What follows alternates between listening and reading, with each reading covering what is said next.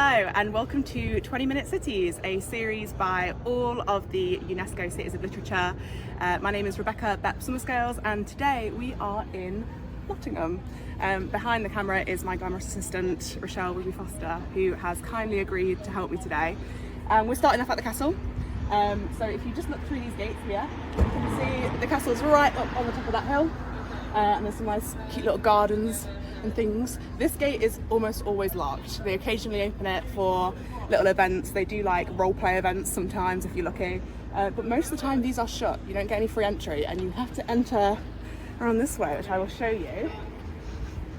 But this is a castle just on the edge of Nottingham's famous park estate, where all of these beautiful buildings all sit together in one little place. It's very, very pretty. And it leads you can walk through the park estate and get right into the city centre, which is what we're doing now. And so here is the main entrance to the castle. I don't know how much it costs to get in here these days, but you used to be able to get in with like a child's pass, but I'm not a child anymore, so that's unfortunate. Yeah, if you look through here, that's the way to get in, but we're not going in today. We're just not, sorry. We're moving on to our next stop. Thought it was a nice iconic piece of Nottingham to start at. So we're gonna take an amble down here and show you our next stop. I'm gonna keep it a secret until we get there, keep it exciting. So yeah, this is Nottingham. It is a semi-bustling Saturday afternoon today, slightly overcast. I'm not a weather forecaster, but I'm guessing that's why the streets aren't as busy as they were maybe yesterday. But mind you, actually, coming down here, quite a few people out for drinks and the like. I'll wait. That's fine. Wasting your own time. Who's following us?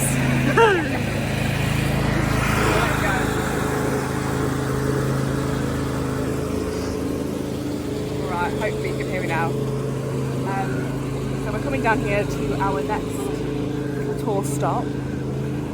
And yeah, today we're essentially going to try and show you fun, exciting and important parts of Nottingham, and parts of why it's an important city of literature. So we're coming down to our next stop. Be careful, this is steep. So this here is part of a castle wall. If you're inside the grounds, you can actually stand up on this wall and look down and feel very grand and better than everyone else, if you feel like it. I'm coming over to, it's a little bit of a tourist attraction. Everyone comes and gets a photo with the Robin Hood statue, which you might be able to just see here. But it's nice families getting a photo as we speak. This statue, I don't know how long it's been here, it's probably a year on it, but I know that my mother used to come and be a fiend around this very statue. So it's obviously been here, oh god, she must be 60. It's been here a while. And this is him. And you can see there's different like placards behind it showing different parts of Robin Hood's escapades, if you will. Don't know if that's the right word.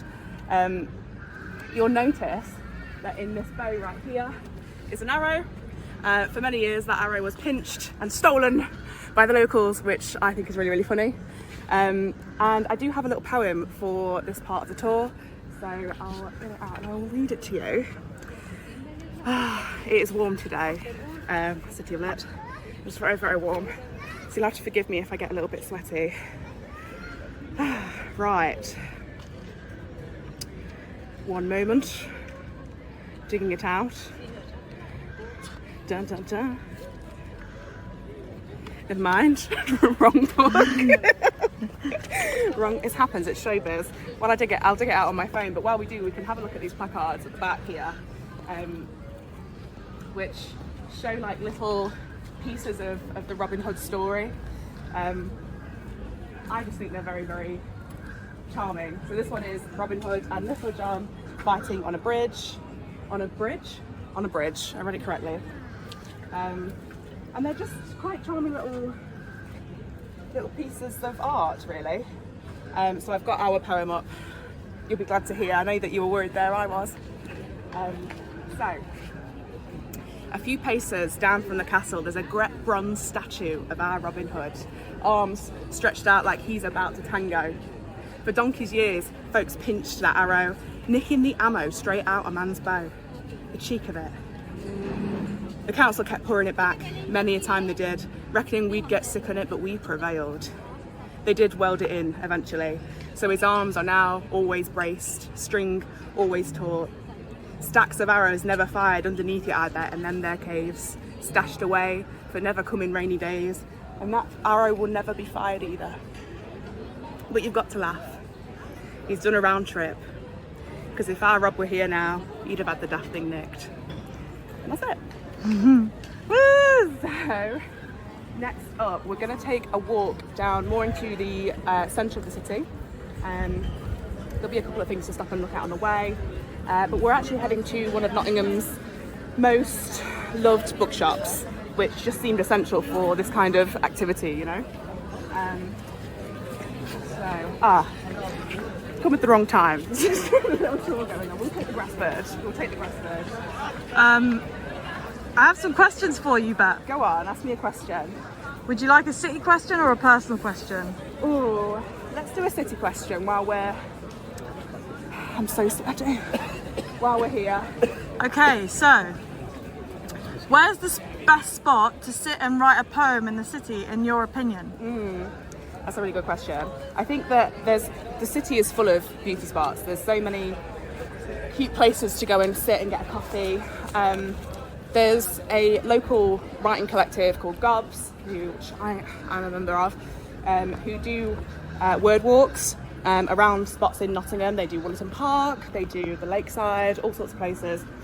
So if you're interested in that kind of thing, definitely looking into the collective activities that we have. I personally am one of those kind of like hipster people who love to find a nice coffee shop and sit outside and do a little scribble.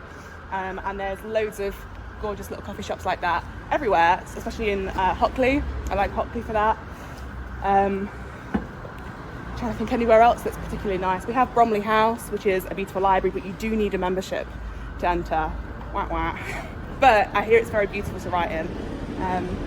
This is a Michelin star restaurant, by the way, that we're walking past. I know. I once went in there, little fun Bep story, on a first date, didn't pay a thing, never saw him again. Great time. So we're just coming up to Maid Marian Way, which is a really busy road. It's currently being redone to make it more pedestrian friendly, which is always positive. Man's on green, let's go. But yeah, Maid Marian Way, Robin Hood, pretty cool, I guess.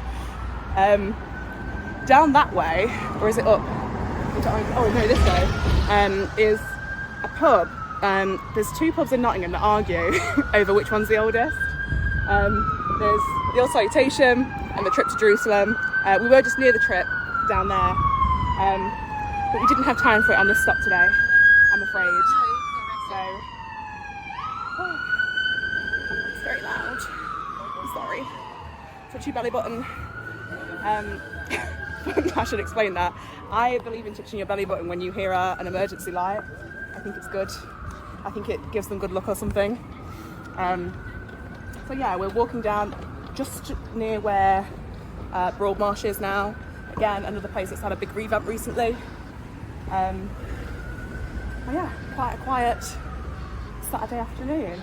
Any more questions? Yeah, let's shoot you with a personal one. Oh, so warm. Why did you start writing? What did it give you? What moved you to it? I think that I've written for a long time. I've always been a writer. I think from the age of 4 I could read, and I was immediately writing as well. And I've always been a scribbler. I don't think I started taking my writing more seriously until I was a teenager, I would say, like 16, 17, that kind of age. And I studied locally at Bilborough College. And they had this incredible creative writing programme, A-level, which not many of the colleges were offering at the time. And I really thrived in that class with the peers that I had, and the teacher, Jane, she was great. And I think from that I just always had an excitement about writing. I took it more seriously from that kind of time. And also I loved watching slam poetry online. I loved it. So I think I definitely wanted to get stuck in myself. I think I answered your question. I think I did. Thank you. Can I ask You're another? welcome. You can. Go for it. What does the beginning of the writing process look like to you? That's a good question. So I think there's two ways that a poem usually comes to be. The first, which is my preferred way, is you're just minding your business and you get struck by a bolt of inspiration and you have to write there and then, and like you just must. If you don't, you risk losing it. Unfortunately, that bolt often strikes at 5 a.m. It was really annoying. But you have to listen, you have to respect the bolt. If it comes, listen to it. And I immediately start writing then, like even before I've got the pen and paper, I'm immediately working out whatever the idea was in my head. The other way that sometimes something comes to me is doing a free write. I am someone who suffers greatly with what some people say doesn't exist, but I say it does, writer's block. I can sometimes go months without writing a poem, even though I really want to and I do have something to say. That bolt isn't coming for some reason. We're just turning up towards the market square now. It's a bit busier here. So yeah, I will sit down and do a free write, which is basically I set a timer for 2 minutes, and the only rule is that the pen is not allowed to leave the page. You're not allowed to stop moving the pen. Even if you repeat yourself with the same word over and over again, you've got to keep it going. And you can get like an inspiration to start yourself, whether it's like a song, a line from a song that you like, or something you've seen that seems a bit arty, or you just feel a bit kin to, anything like that. Opening a book at a random page and choosing the first line, anything.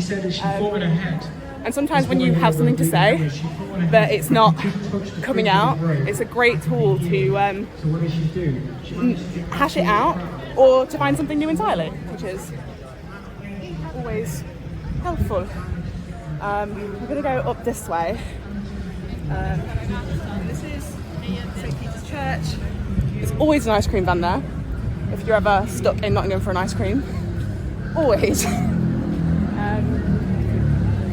Yeah, we're heading up towards Market Square now. I'm just going to take a little drink. It is very warm today. Don't let the overcast fool you.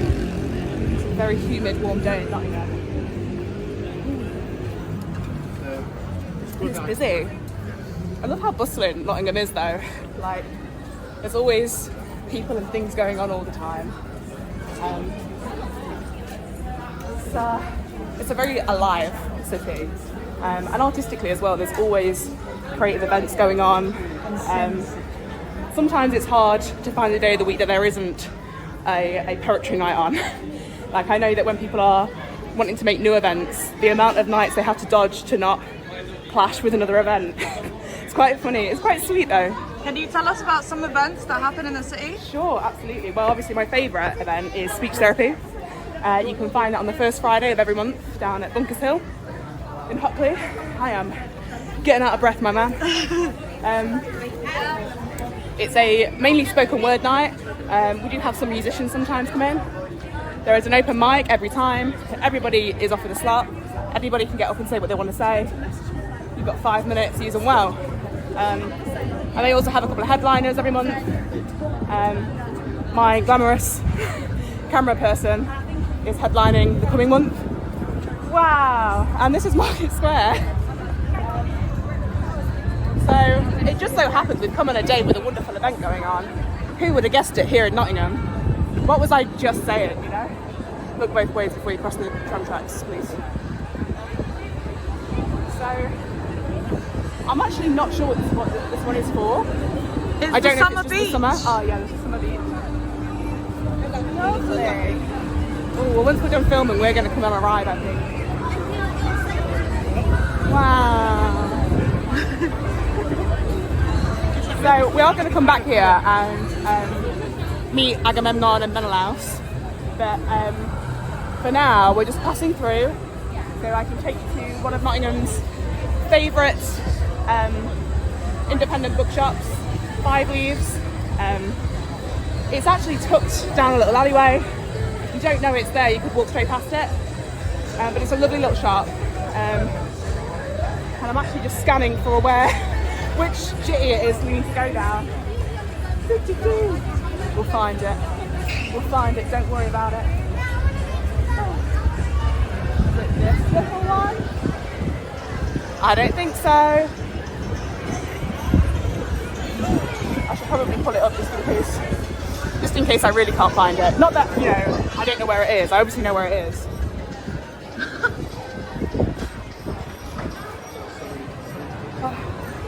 Do you want one more city question? Sure. What do you think it means for Nottingham to be a UNESCO City of Literature?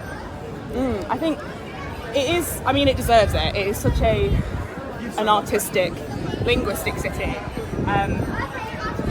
I think that the opportunities it brings are really important to the local writers here. I know myself getting involved in the slam revision, and also we've got some friends who have also taken part in that before, and it's really been a big push, I think, for people to take writing more seriously, get engaged in their communities more. I think a lot of people come to Cities of Literature to study, to rest, and those sorts of things, because they like the idea of the artistic city, and it is such an artistic city. It deserves the title. My phone is acting up at the worst time, but 5 leaves. And it's just, I think that having the label itself is really rewarding for the people who have worked so hard to get something from the city with its art and you wouldn't believe it, we were right next to it. That was on purpose so I could fit another question in.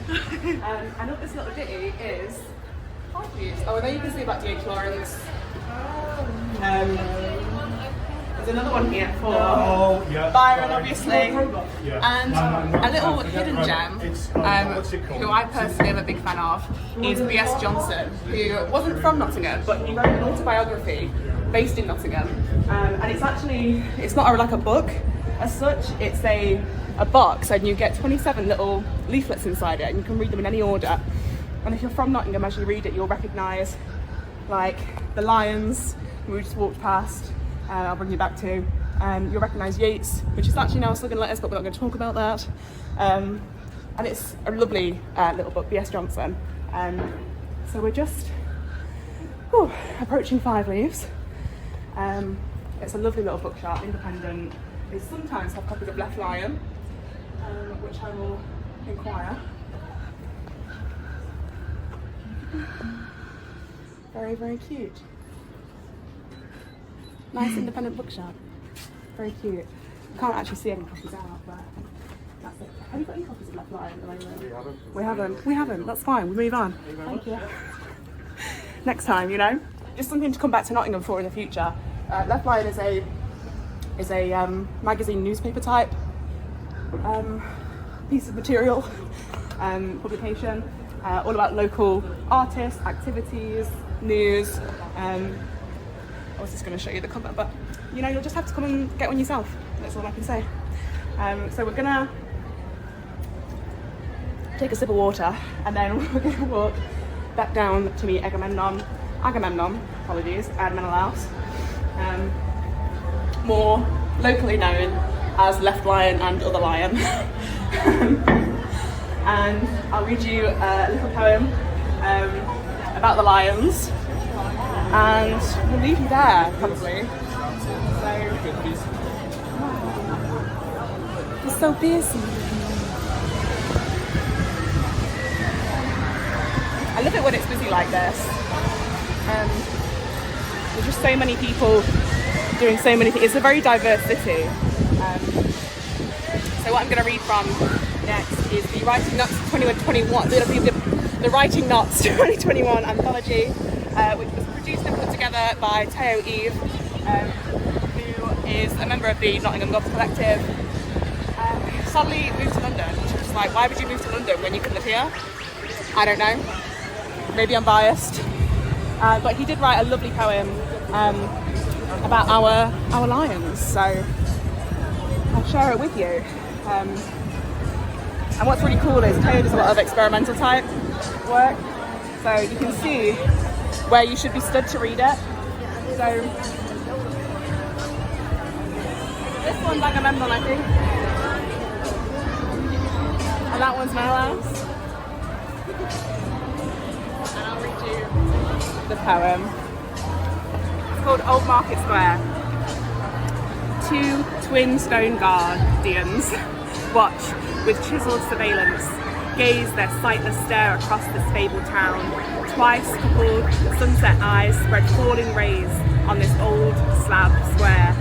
Overhead, hands, metronome, trams, tracking, keeping time as ghosts from market past linger. Pushing wares over this dividing line, we carved out a rectangle. Reclaimed this space from busy days, flattened simulated sky, scrapers to preserve for the people, this outdoor palace of common earth. And that's everything. Thank you so much for having this 20-minute city tour with us. I hope it was fun, educational and interesting. I am Rebecca Bepp Summerscales. Behind the camera is Rochelle Ruby Foster. And have a great day. Lots of love.